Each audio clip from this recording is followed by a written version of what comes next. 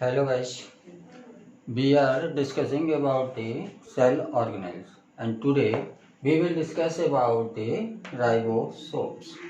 So ribosomes are dense spherical and granular structures.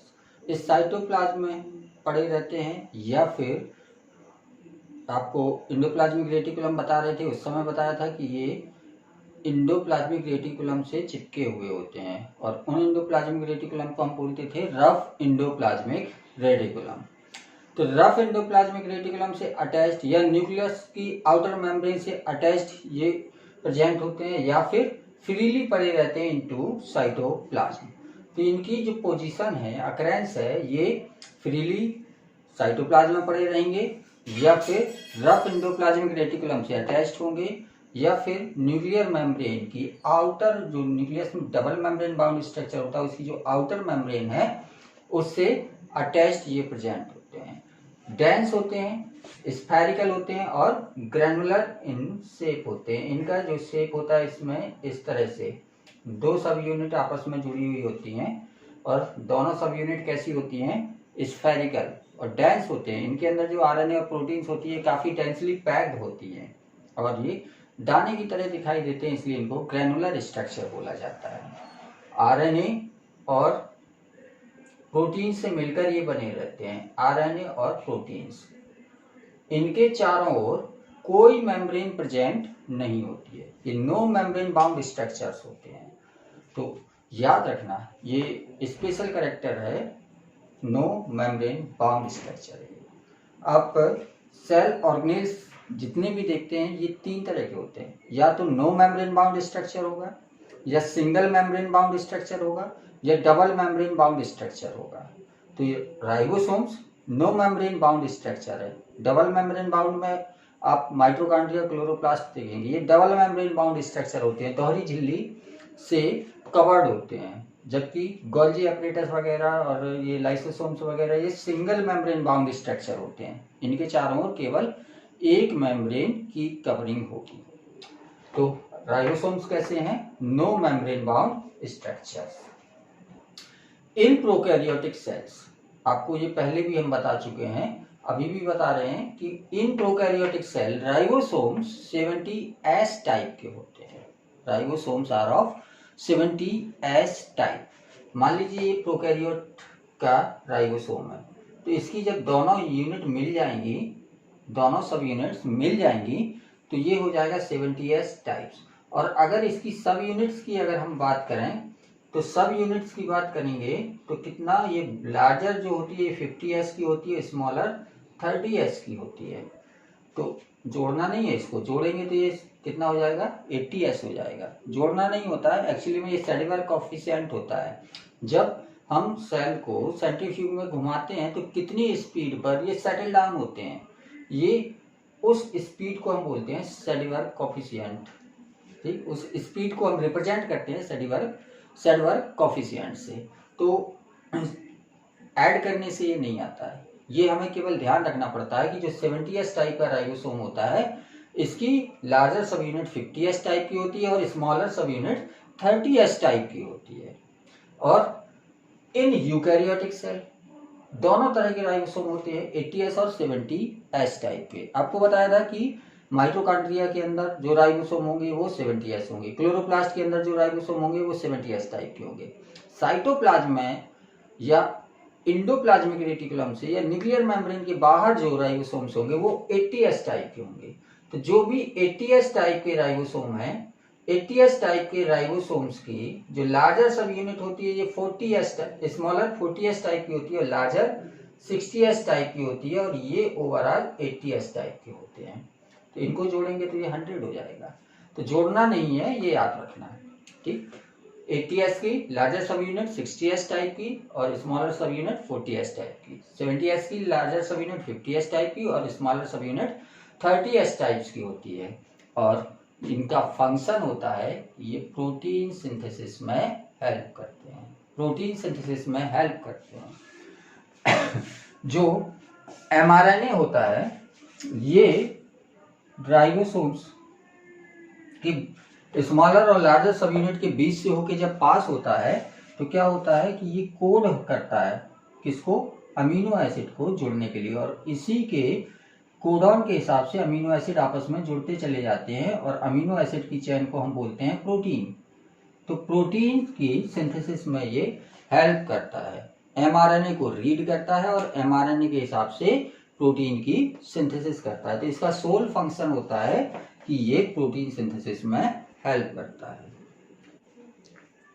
Next जो cell organelle होता है ये होता है गोल्जी एपरेटस, और गोल्जी एपरेटस भी सिंगल मेम्ब्रेन बाउंड स्ट्रक्चर है, सिंगल मेम्ब्रेन बाउंड स्ट्रक्चर है, और ये बना हुआ होता है वेसाइकल्स, वैक्यूल्स और फ्लैटेंड सिस्टर्नी से। वेसाइकल्स, वैक्यूल्स और फ्लैटेंड सिस्टर्नी। यहाँ पर हम जो ये स्ट्रक्चर देख रहे हैं जो फ्लैट है, इस फ्लैट स्ट्रक्चर को हम बोलते हैं सिस्टर्नी। और ये सिस्टर्नी कैसे बनती हैं इसको हम थोड़ा सा गौर करेंगे तो वेसाइकल और वैक्यूल्स का स्ट्रक्चर भी क्लियर हो जाएगा। इनका फॉर्मेशन जो होता है ये रफ एंडोप्लाज्मिक रेटिकुलम या स्मूथ एंडोप्लाज्मिक रेटिकुलम के अंदर जो मटेरियल बनते हैं, जैसे आपको बता रखा है कि रफ एंडोप्लाज्मिक रेटिकुलम जो होगी ये प्रोटीन की सिंथेसिस करेगी, और जो स्मूथ एंडोप्लाज्मिक रेटिकुलम होगी ये लिपिड की सिंथेसिस करेगी। तो लिपिड की सिंथेसिस और प्रोटीन की सिंथेसिस होती है एंडोप्लाज्मिक रेटिकुलम में। मान लीजिए ये एक क्या है, स्मूथ एंडोप्लाज्मिक रेटिकुलम है, और इसमें जो लिपिड बना था वो लिपिड एक वेसाइकल में फिल करके इसने तोड़ के अलग कर दिया। इस छोटी से स्ट्रक्चर को हम बोलेंगे वेसाइकल्स, और ये वेसाइकल्स इसके सिस फॉर्म, सिस फेस पर, सिस फेस कौन सा फेस होगा, जो कॉन्वेक्स है, इस कॉन्वेक्स फेस को हम बोलते हैं सिस फेस। तो ये सिस फेस की तरफ आ जाती हैं, और सिस फेस की तरफ आने के बाद ये वेसाइकल्स आपस में जुड़ती चली जाएंगी और धीरे धीरे इस तरह का ये फ्लैट स्ट्रक्चर फॉर्मेशन कर रही है। ये वेसाइकल्स हैं, ये जुड़ती चली जा रही हैं और एट लास्ट इन्होंने क्या कर लिया, फ्लैट सिस्टर्नी का फॉर्मेशन कर लिया। और ये फ्लैट सिस्टर्नी जब नीचे से बनती चली जाएंगी और ऊपर वाली जो सिस्टर्नी होंगी ये डिग्रेड होती रहती हैं। इसका काम एक्चुअली में क्या होता है, ये पैकेज करती हैं, पैकेजिंग का काम होता है। तो इन्होंने यहाँ पर लिपिड आए, रफ एंडोप्लाज्मिक रेटिकुलम होगा तो क्या आएंगी, प्रोटीन्स आएंगी। तो प्रोटीन्स क्या करेंगी, प्रोटीन्स को ये मॉडिफाई करके एंजाइम्स बनाएंगी और एंजाइम्स को वेसाइकल्स में भरना शुरू कर देंगी। ठीक, वेसाइकल्स में भरना शुरू कर देंगी और ये वेसाइकल धीरे धीरे यहाँ से टूट के अलग हो जाएगी और ये दूसरी जो कॉन्वेक्स, जो कॉनकेव सरफेस है, इस कॉनकेव सरफेस को हम ट्रांसफेज बोलते हैं। तो ट्रांसफेज से ये निकल के बाहर चली जाएंगी और जहां पर इनकी जरूरत होगी लिपिड या प्रोटीन की, जो भी यहाँ पर है उसकी जरूरत जिस जगह पर होगी उस जगह पर इसको ट्रांसपोर्ट कर दिया जाएगा। तो गोल्जी एपरेटस सिस फेज से फॉर्म होता है, इसलिए इसको हम बोलते हैं फॉर्मिंग फेज, फॉर्मिंग फेज। और ट्रांसफेज पर ये टूटती हैं, इसलिए इसको हम बोलते हैं डिग्रेडेशन फेज। तो फॉर्मिंग फेज और मैचुरेशन फेज या डिग्रेडेशन फेज बोलते हैं ट्रांसफेज को। This is phase is forming phase, trans phase is maturation phase. ठीक, तो कुछ नहीं है, केवल एंडोप्लाज्मिक रेटिकुलम में जो मटेरियल बना था वो यहाँ पर वेसाइकल्स के फॉर्म में आया, वेसाइकल्स ने इकट्ठी हुई और फ्लैट स्ट्रक्चर बना लिया। फ्लैट स्ट्रक्चर बनाने के बाद इसमें प्रोसेसिंग हुई, प्रोसेसिंग होने के बाद इनको पैक किया गया और पैक करने के बाद इसको ट्रांसफेज से निकाल के बाहर कर लिया गया। तो ऊपर वाली सिस्टर्नी हमेशा टूटती रहेंगी और नीचे वाली हमेशा फॉर्म होती रहेंगी, बनती रहेंगी। इस वजह से इसमें कई सारी सिस्टर्नी की लेयर हमेशा प्रेजेंट होती हैं।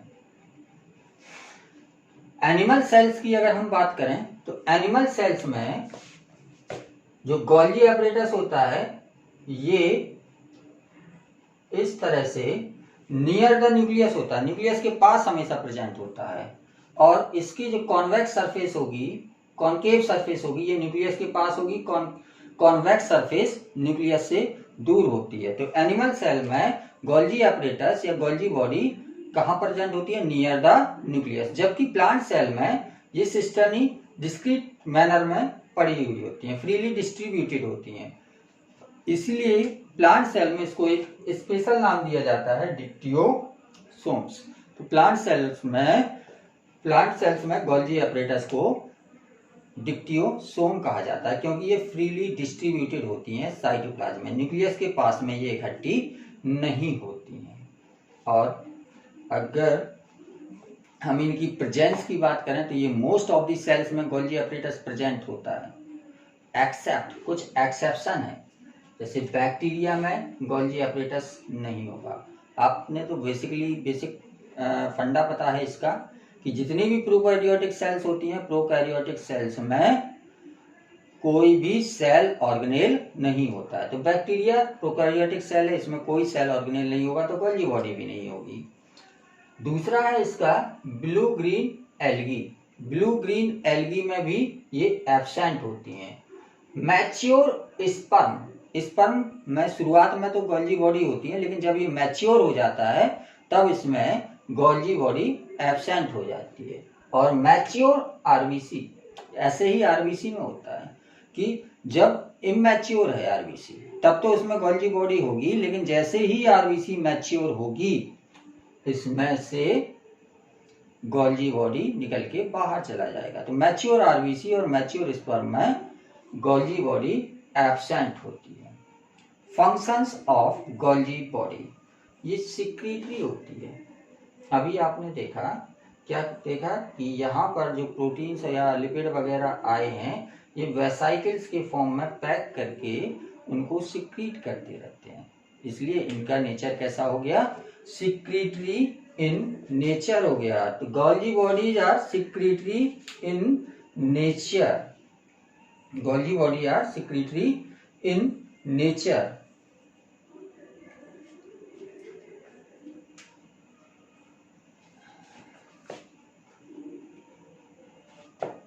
दूसरा फंक्शन इसका होता है, it helps in cell wall formation, plasma formation and lysosome formation.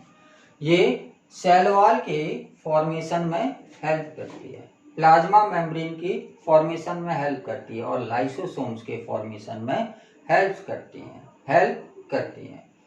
और यहाँ पर एक और स्पेशल चीज याद रखनी है आपको कि जो गोल्जी बॉडी होती हैं इनको हम traffic police of the cell बोलते हैं। Traffic police of cell, traffic police क्यों? आपने देखा कि जो यहाँ पर लिपिड्स एंडोप्लाज्मिक रेटिकुलम में लिपिड्स या रफ एंडोप्लाज्मिक रेटिकुलम में प्रोटीन्स बन रही थी, उनको पता नहीं था कहाँ पर कैसे जाना है या किस तरह से उनका जो प्योरिफिकेशन होगा वो किस तरह से होगा। तो उसको गाइड कौन कर रहा है, गोल्जी बॉडी। यही तो ट्रैफिक पुलिस का काम होता है कि किसको कब जाना है, कहाँ जाना है, उसको डिसाइड करता है। तो गोल्जी बॉडी को हम बोलते हैं traffic police of the cell.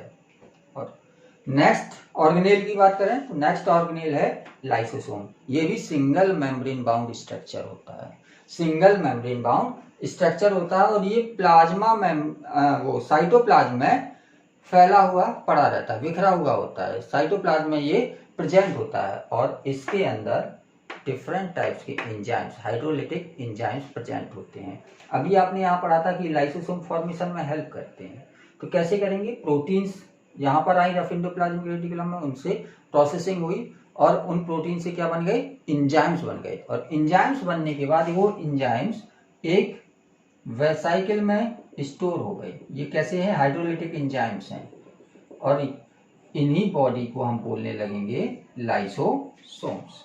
तो लाइसोसोम्स में क्या है, हाइड्रोलिटिक एंजाइम भरे रहते हैं।